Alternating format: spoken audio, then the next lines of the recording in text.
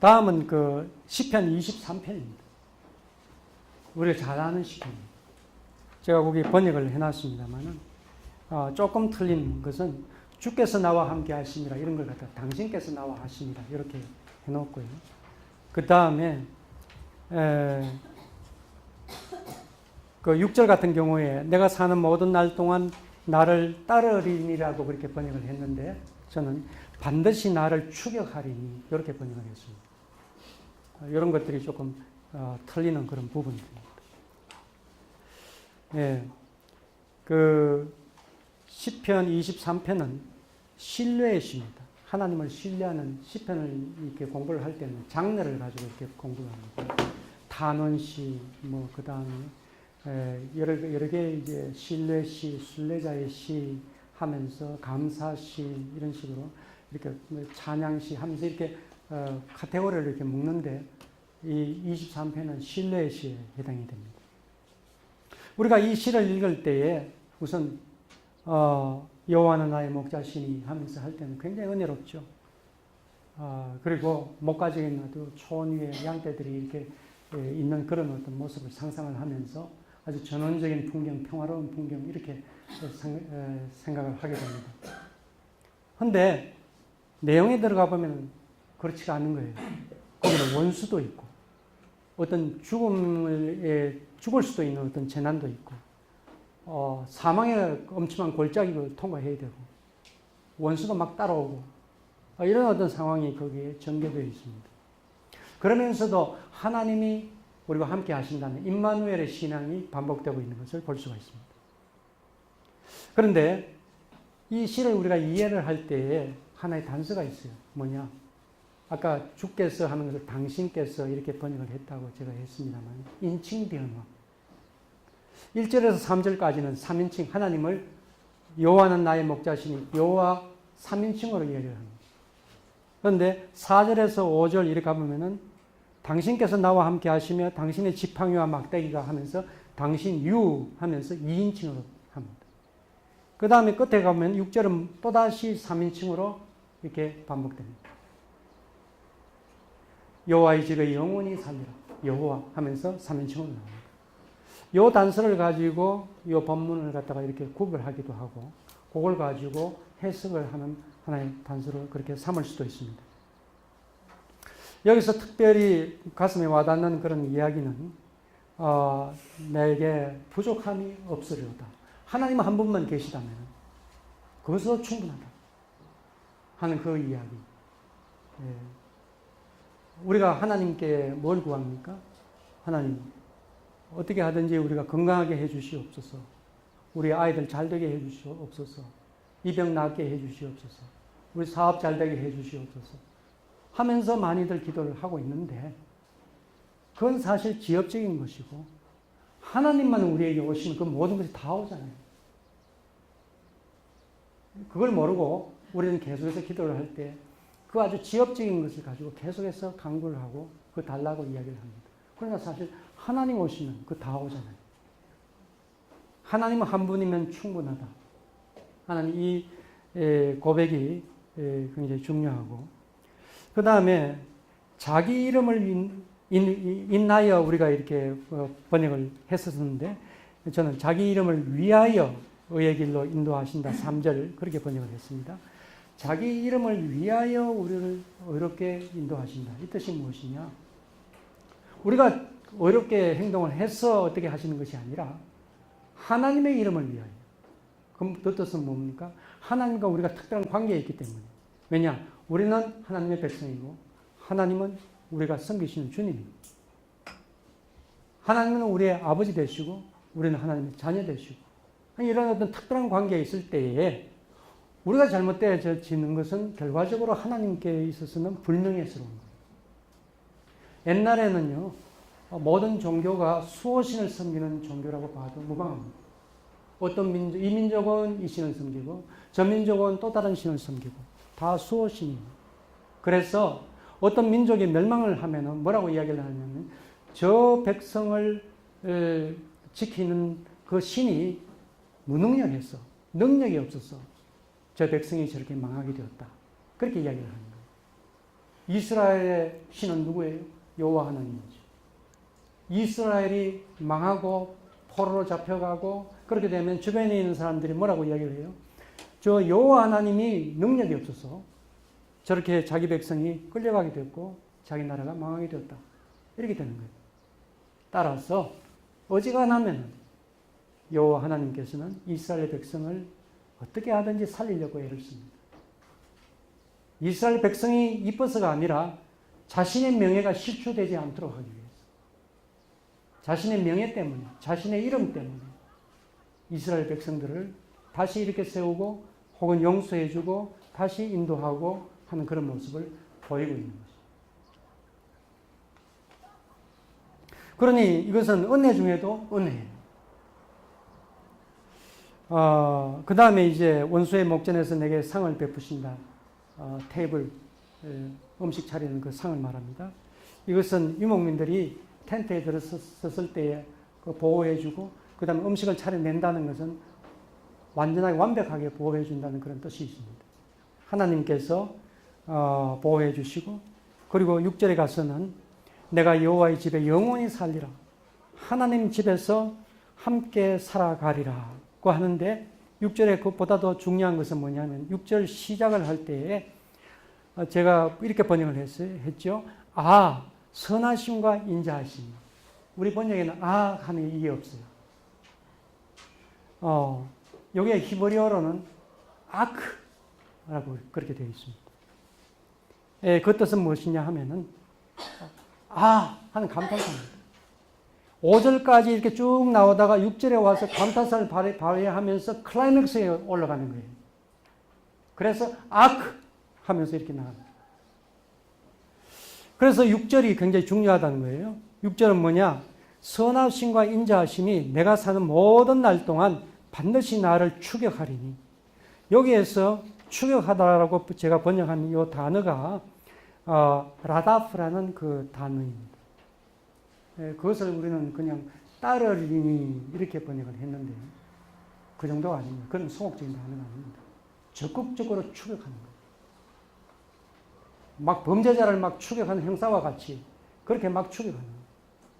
하나님께서 하나님의 선하심과 인자하심, 하나님의 그 모습이 우리를 그렇게 추격하듯이 하신다는 그런 이야기입니다. 그래서 이 시인을 가만히 보면은 참 사망의 음침한 골짜기로 또는 원수가 쫓아오는 그 상황 속에서 절망할 수밖에 없지만, 그러나 그 텐트에서 하나님께서 음식을 내시면서 보호해 주시고, 그 다음에 평생 동안 그 인자하심과 그 선하심으로 나를 추격하시니 나는 여호와의 집에 영원히 거하리로다. 이렇게 고백을 하는 겁니다. 자, 여기까지가 보통 우리가 많이 그 해석을 하는 그런 어떤 모습입니다. 그런데 조금 다른 시각으로 좀 해석을 해보겠습니다. 사회과학적인 어떤 비평 방법으로 조금 한번 보겠습니다. 일단 여호와는 나의 목자시니 하면서 할 때에 여기에서 목자라는 것은 고대 사회에서의 어떤 표현 방법에 있어서 통치자, 왕을 목자라고 이야기할 볼 수가 있습니다. 그런데 또 다르게 또 볼 수 있어요. 뭐냐? 목자가 누굽니까? 들판에서 양하고 같이 지내는 사람입니다. 들판에서 양하고 지내는 사람이 뭐 좋은 옷을 입을 수 있습니까? 머슴들이 주로 합니다. 부잣집의 부자들은요, 들판에서 양치기 안 합니다. 주로 하인들 보냅니다. 거기에서 자누모 가면서 양떼를 지켜야 되고, 밤에 잠도 잘 못 자고, 먹을 것도 시원찮고, 목욕은 할 수가 있습니까? 그러니, 얼마나 고되고 힘든 일이 바로 이 목자입니까? 목자의 직종은 3D 직종입니다. 여호와는 나의 목자시니. 우리는 굉장히 목가적이고 전원적인 평화로운 생각을 그럴 때 하는데요. 하나님이 목자, 3D 직종을 하시는 분. 이렇게 생각해 보면은 하나님의 고생, 하나님의 고통이 얼마나 심할까 생각해 볼 수가 있겠죠. 그것의 아주 전형적인 모습이 십자가상에서 달리신 예수님의 모습입니다. 시편 23편은 하나님께서 아주 평온한 평화로운 모습을 제시해 주는 것 같지만 그러나 하나님은 목자이십니다. 목자의 이미지는 그 다음에 손에 든 지팡이와 막대기를 가지고 나갑니다. 양은 정말 순하고 방어력이 없어요. 심지어 개한테 물려 죽어요. 그러니 목자가 처음부터 끝까지 다 보호를 해줘야 돼요. 그 다음에 이런 목자이신 하나님과 이 시인과는 어떤 관계일까? 집단이 아니고요. 개인입니다. 여기에서 당신께서 기름을 내 머리에 부으셨으니 라고 5절에 그렇게 되어 있는 부분이 있어요. 이 히브리어를 다 살펴보면요. 동사들이 전부 다 미완료형입니다. 미완료형이라는 것은 우리 시제가 어떻게 되냐면 현재와 미래를 가리킬 때에 이 동사를 그렇게 씁니다. 과거 시제는 뭐라고 하냐면 완료 시제라고 보통 얘기해요. 그런데 모든 동사가 전부 미완료 시제예요. 현재와 미래를 이야기하는 그런 동사예요. 그런데 내 머리에 기름을 부으셨다. 이 동사만큼은 과거 시제예요. 완료 시제예요. 이 말은 무슨 뜻입니까? 이 사람은 지금 하나님으로부터 기름 부음 받은 사람입니다. 하나님과 특별한 관계에 있는 사람입니다. 어떤 사람이 기름을 부음 받습니까? 왕과 예언자와 제사장 이런 분들 아닙니까? 이런 어떤 직책을, 이런 어떤 지도자예요, 이 사람. 이런 어떤 사명을 가지고 지금 가야 되는 사람입니다. 그래서 죽음의 골짜기를 통과해야 되는 전투도 해야 되고, 심지어 적군이 추격해오는 원수가 뒤쫓아오는 그런 일도 당해야 되고 하는 그런 사람이 바로 이 시편 23편에 나타나는 모습입니다. 그런 가운데에서 이제는 내가 하나님의 집에 영원히 살리라 하면서 고백을 하기까지는 반전이 있었죠.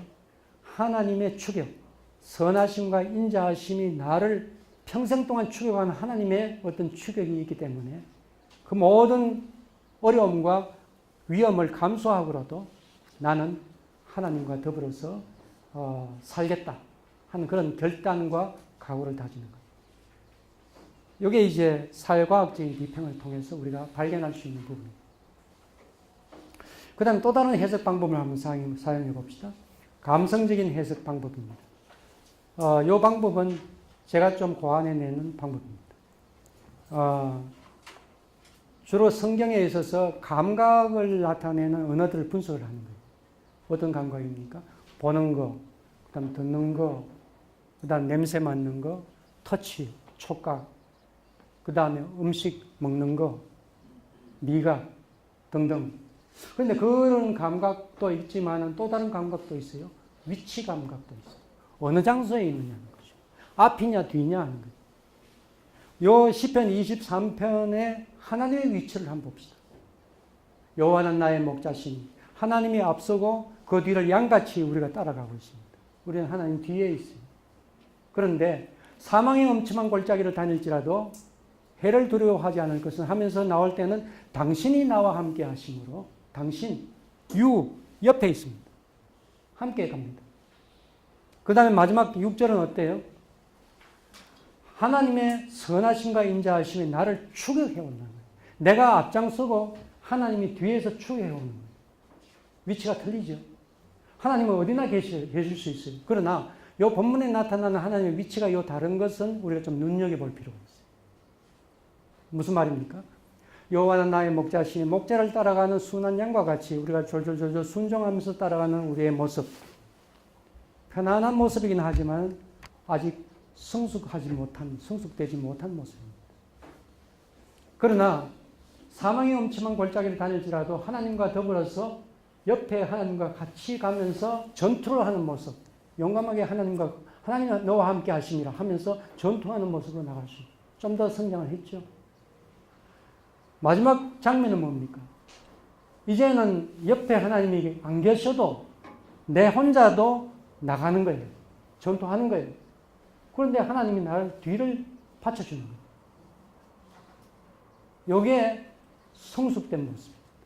하나님이 우리의 모습을 그렇게 되도록 바라시는 최고의 목표예요. 그런데 지금 교회에서 지금 계속해서 이야기하는 것은 뭐냐면 대부분의 설교와 대부분의 가르침은 뭐냐 하나님께 순종해야 된다. 무조건 순종해야 된다 하면서 여호와는 나의 목자시 하는 이 모델로 주로 많이 강조를 해요. 한 걸음 조금 더 나가면 여호와께서 함께 하신다. 용감하게 나가자 하면서 임마누엘의 신학을 가르쳐요. 그러나 이 신학은 마지막 장면은 안 가르쳐요. 너희들 혼자 가라. 홀로 가라. 하나님이 뒤에서 받쳐주실 것이다. 이 신학은 별로 가르치려고 하지 않아요. 그러나 지금 시편 23편은 최고의 목표가 바로 6절에 있습니다. 아 하면서 하면서 이 모습으로 가야 됩니다 하면서 마지막에 이야기하는 게 뭡니까? 하나님은 뒤에 계시고 내가 앞장서는 거예요. 하나님의 선하심과 인자하심이 나를 막 추격하고 나는 용감하게 앞장서 가는 거예요. 이 모습이 바로 성숙한 성도의 모습이에요.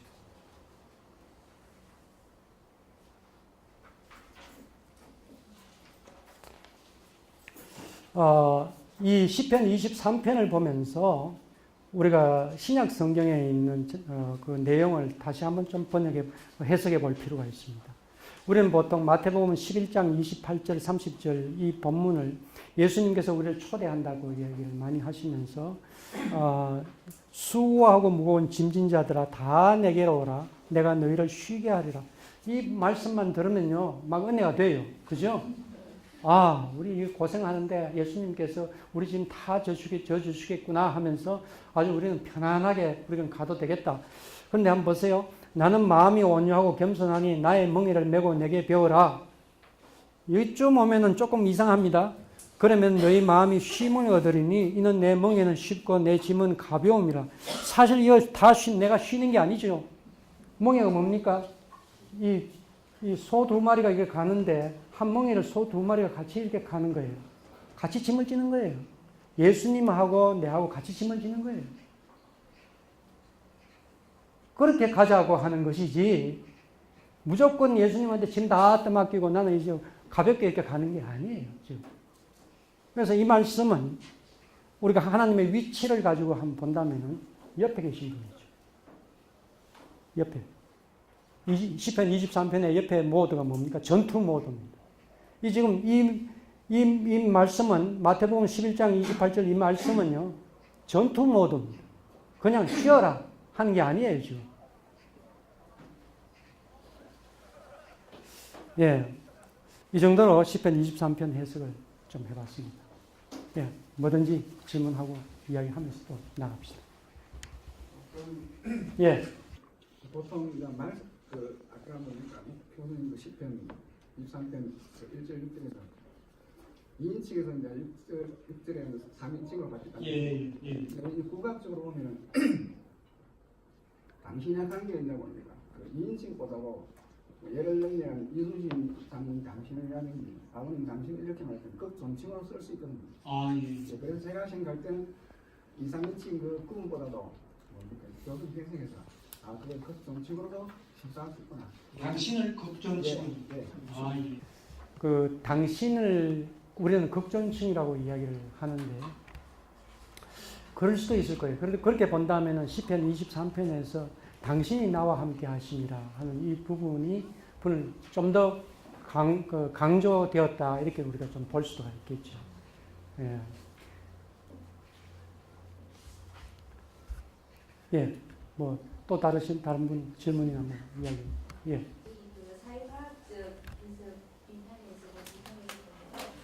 여기 지도자로서의 리더십에 관한 이야기를 하셨잖아요. 그렇다면은 지금 시편 23편이 사회적인 시기가 다윗이 어느 시기에 속해서 있는지요? 우리가 시편을 이렇게 볼 때 표제 부분, 타이틀 부분이 있습니다. 다윗이 뭐 언제 뭐 할 때에 하면서 이렇게 되어 있기도 그런 것도 있고 또 다른 표제도 또 있어요. 다른 인물에 대한 것도 어떤 성가대에 대한 이야기 이런 것들이 표제가 이렇게 붙어 있습니다. 그런데 표제는 좀 후대에 붙여져 있어요. 그 내용이 이렇게 전해져 오다가 나중에 붙여져 있기 때문에 그 내용을 가지고 표제하고 그 시대를 갖다 일치시키는 것은 조금 조심스럽게 할 필요가 있어요. 그리고 또 다른 거는 다윗의 시라고 해서 다 다윗이 지은 거 아닙니다. 그 말은 무슨 뜻이냐 하면 다윗을 위한 시라는 의미도 되고 러 다윗이라고 히브리어로 보면은 이 러라는 전치사가 이렇게 붙어져 있어요. 요 러라는 전치사는 무엇을 위하여 for라는 뜻도 되고 누구에 의해서 by라는 뜻도 되고 뭐 여러 가지 뜻이 있습니다. 따라서 다윗이 지은 시도 있을 수 있겠지만은 다윗을 위해서 만들어진 시, 다른 말로 이야기한다면은 예루살렘 성전의 그 성가대 그 찬양을 위해서 만들어 놓은 찬송가 집 이렇게 생각해 볼 수도 있는 거예요. 하기 때문에 반드시 그 타이틀하고 시대적인 일치를 시키려고 할 필요는 없다고 봅니다. 그것은 이제 이스라엘 사람들이 나중에 신앙 고백적인 입장에서 이 내용 같으면은 다윗이 어떤 상황에서 이렇게 만들었을 거다 하면서 그렇게 한 거예요. 저자 개념은요, 오늘날 우리가 생각하는 저자 개념하고 또 틀립니다. 우리는 보통 보면 잠언은 솔로몬, 뭐 이런 식으로 아가는 솔로몬, 시편은 다윗 이렇게 돌리잖아요. 그런데 사실은 잠언 25장에 가보면은 히스기야 신하가 편집한 것이다 이렇게 되어 있어요. 말하자면 잠언은 히스기야 신하들이 편집한 거예요. 그런데 잠언 1장에 가보면은 솔로몬의 잠언이라 이렇게 나오는 거예요. 그 말은 무슨 말이냐면 어떤 그 노래라든가 뭐 지혜 이런 걸 갖다가 유명한 사람에게 이렇게 이름을 돌리는 거예요.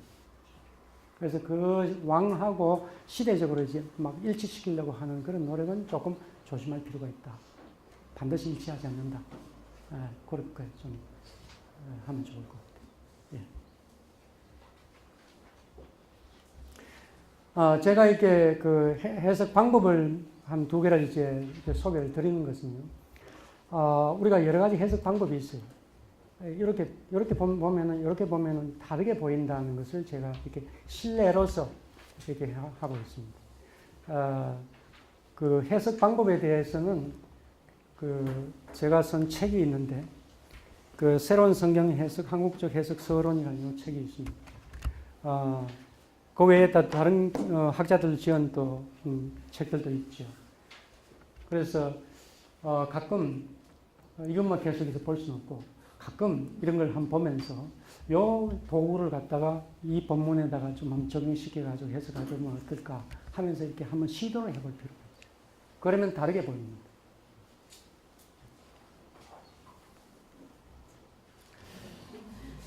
시편은요 한 걸음 더 나갑니다. 뭐냐 하면은 이걸 노래로 불러야 돼요. 곡조가 있는 노래. 시편은 원래 곡조가 있는 노래였는데 지금 그건 다 사라지고 지금 가사만 이렇게 남아 있잖아요. 시편의 맛을 살리려면은 곡조를 붙여야 돼요. 우리는 시편 23편을 이제 곡조를 붙이잖아요. 나원영 시 같으면은 여호와는 나의 목자시니 하면서 이렇게 나가잖아요. 그죠?